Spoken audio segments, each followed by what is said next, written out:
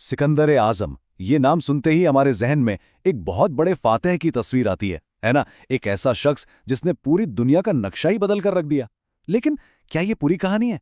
नहीं, उस कहानी का एक खुफिया पहलू भी है। एक ऐसा राज, एक ऐसा हथियार जिसके बगैर सिकंदर शायद कभी आजम कहला ही ना पाता।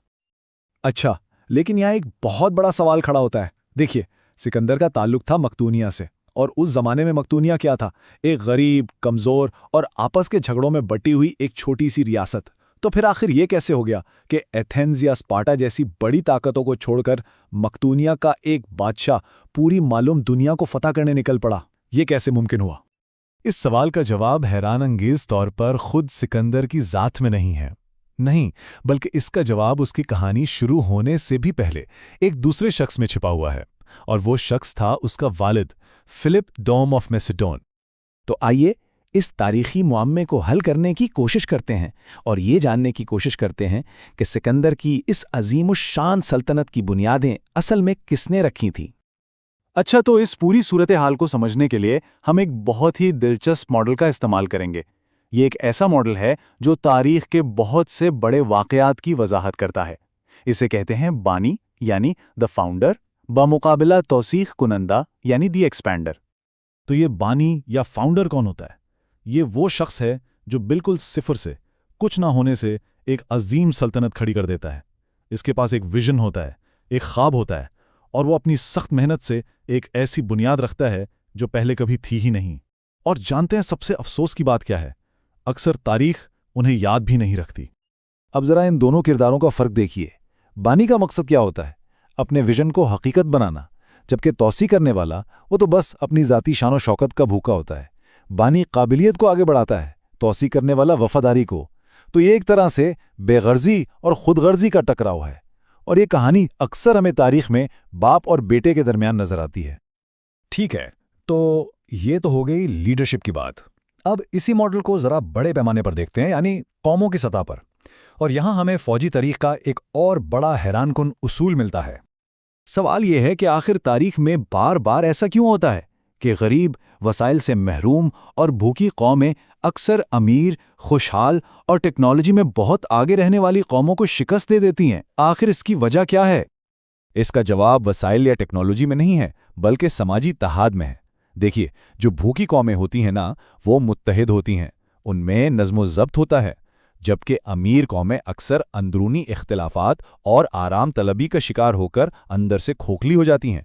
और यही वो समाजी ताकत है, वो इत्तेहाद है, जो बड़ी से बड़ी टेक्नोलॉजी पर भी भारी पड़ जाता है। तो अब इन दोनों फ्रेमवर्क्स को, यानी लीडरशिप मॉडल और कौमों वाले मॉडल को, इस शख्स पर लागू करते हैं जिसने असल में सिकंदर की सल्तनत की बुनियाद रखी थी।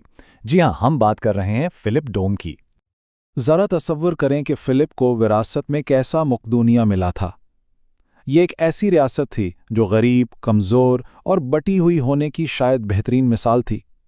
मईशत का बेड़ा गर्क था, मुल्क कबायली लड़ाइयों की वजह से टुकड़े टुकड़े था, चारों तरफ से दुश्मनों ने घेरा हुआ था, और तो और तख्त के लिए शाही ख़ानदान के अंदर ही खाना जंगी चल रही थी। मतलब हालात इससे बुरे नहीं हो सकते थे। लेकिन फिर फिलिप की किस्मत ने एक ऐसा मोड़ लिया जिसने सब कुछ बदल दिया। उसे जवानी में यरगमाल बनाकर थीबिस भेज दिया गया, लेकिन वहां उसके साथ कैदियों वाला सलूक नहीं हुआ, बल्कि एक मेहमान जैसा बर्ताव किया गया। और वहीं रहते हुए उसने यूनान की सबसे जदीद और ताकतवर फौज के सारे राज बराह रास्त उस वक्त के अजीम तरीन जर्नैलों से सीखे। ये वो तालीम थी जो उसे किसी शाही महल में कभी नहीं मिल सकती थी। फिलिप ने अपनी फौज को डरा धमका कर नहीं, बल्कि अपने अमल से अपना गुरविदा बनाया। वो सबसे आगे रहकर लड़ता था, सबसे ज्यादा सख्त ट्रेनिंग करता था, यहां तक कि एक जंग में उसकी एक आंख भी चली गई। वो अपने आम सिपाहियों के साथ बैठकर खाना खाता, उनकी बातें सुनता और अपने बड़े बड़े मंसूबों के बारे में उन्हें बताता था। उसने एक आम सी फौज को एक ऐसी ताकत बना दिया जिसके पास लड़ने का एक मकसद था। और फिलिप सिर्फ एक बहादुर लीडर ही नहीं था, वो एक फौजी जीनियस भी था। उसने उस वक्त की मशहूर यूनानी जंगी फॉर्मेशन फैलेंक्स को लिया और उसे बिल्कुल बदल कर रख दिया। उसने फौजियों के भारी भरकम कवच को हल्का कर दिया ताकि वो तेजी से हरकत कर सकें। उनके नेज़ों को इतना लंबा कर दिया कि दुश्मन उनके करीब भी ना आ सके, और साइड से होने वाले हमलों से बचने के लिए खास यूनिट बनाए। ये एक इनकलाबी तब्दीली थी। اور اس سب کا نتیجہ کیا نکلا؟ نتیجہ بالکل حیران کن تھا۔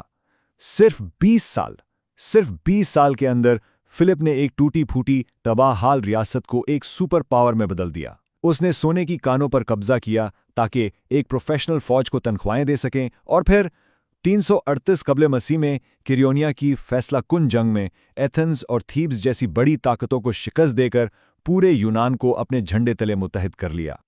تو اب فلپ اپنے ویژن کو حقیقت بنا چکا تھا، پورا یونان ایک ہو چکا تھا، اور وہ تاریخ کی سب سے بڑی فوجی مہم یعنی فارس کی سلطنت کو فتح کرنے کے لیے بالکل تیار تھا۔ لیکن عین اسی وقت کہانی نے ایک انتہائی پرتشدد اور خونی موڑ لیا۔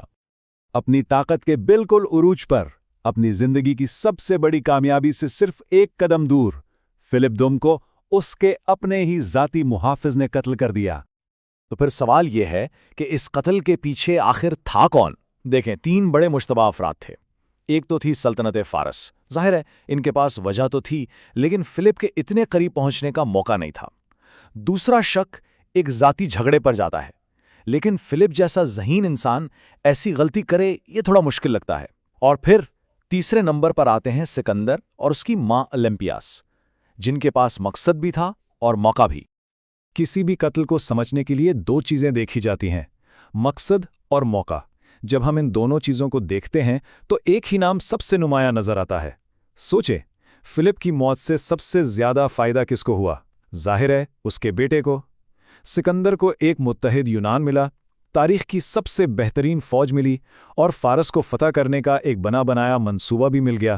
بانی اپنا کام کر کے جا چکا تھا، اور اب توسیع کنندہ کے لیے میدان بالکل صاف تھا۔ تو یہ پوری کہانی ہمیں ایک بہت بڑے سوال پر لا کر چھوڑ دیتی ہے۔ تاریخ میں ایسے کتنے عظیم بانی گزرے ہیں جن کی ساری محنت کا پھل ان کے بعد آنے والے توسیع کنندے ادانا نے کھایا۔ شاید اصل ہیرو وہ نہیں ہوتا جس کا نام سب سے زیادہ لیا جاتا ہے، بلکہ اصل ہیرو تو وہ ہوتا ہے جو خاموشی سے پس پردہ رہ کر فتح کی بنیاد رکھتا ہے۔